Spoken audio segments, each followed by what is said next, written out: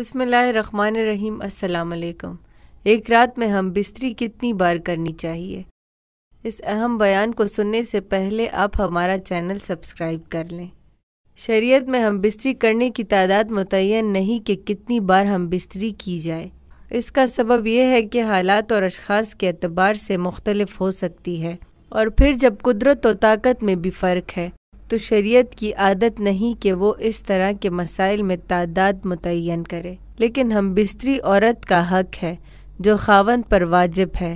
ابن قدامہ کہتے ہیں کہ اگر اس کا کوئی عذر نہیں تو وہ اپنی بیوی سے ہم بستری کرے۔ امام مالک کا قول یہی ہے۔ حدیث شریف میں ہے کہ عبداللہ بن عمر بن عاص رضی اللہ تعالیٰ عنہ بیان کرتے ہیں کہ رسول صلی اللہ علیہ وآلہ وسلم نے فرمایا، اے عبداللہ، کیا مجھے یہ نہیں بتایا گیا کہ تو دن کو روزہ رکھتا ہے اور رات کے وقت قیام کرتا ہے؟ میں نے عرض کی، کیوں نہیں اے اللہ تعالیٰ کے رسول، بات تو ایسی ہی ہے۔ نبی کریم صلی اللہ علیہ وآلہ وسلم نے فرمایا، تو ایسا نہ کر بلکہ روزہ رکھ اور افطار بھی، یعنی کبھی چھوڑ بھی دیا کر، اور قیام بھی کیا کر اور سویا بھی کرو،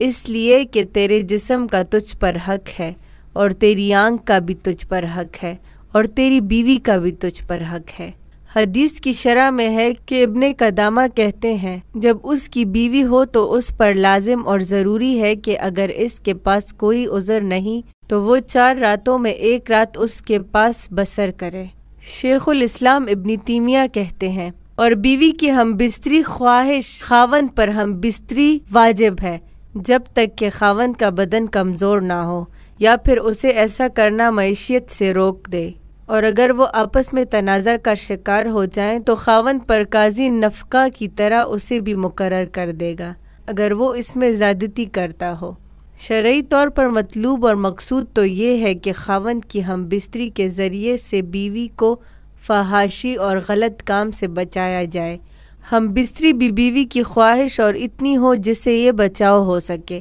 تو اس طرح اس کے لیے 4 مہینہ یا اس سے زیادہ کم کی مدت مقرر کرنے میں کوئی وجہ نظر نہیں آتی، بلکہ اس میں تو یہ ہونا چاہیے کہ ہم بستری اتنی ہی ہو جتنی کا حق خاوند ادا کر سکے اور بیوی کی جتنی خواہش ہو۔ یہ تو عادی حالات اور خاوند کی موجودگی میں ہے کہ خاوند اپنی بیوی کے ساتھ رہائش پذیر ہو، لیکن اگر وہ سفر یا کسی اور کام اور تجارت وغیرہ یا کسی مشروع عذر کی بنا پر غائب ہے تو اس حالت میں خاوند کو کوشش کرنی چاہیے کہ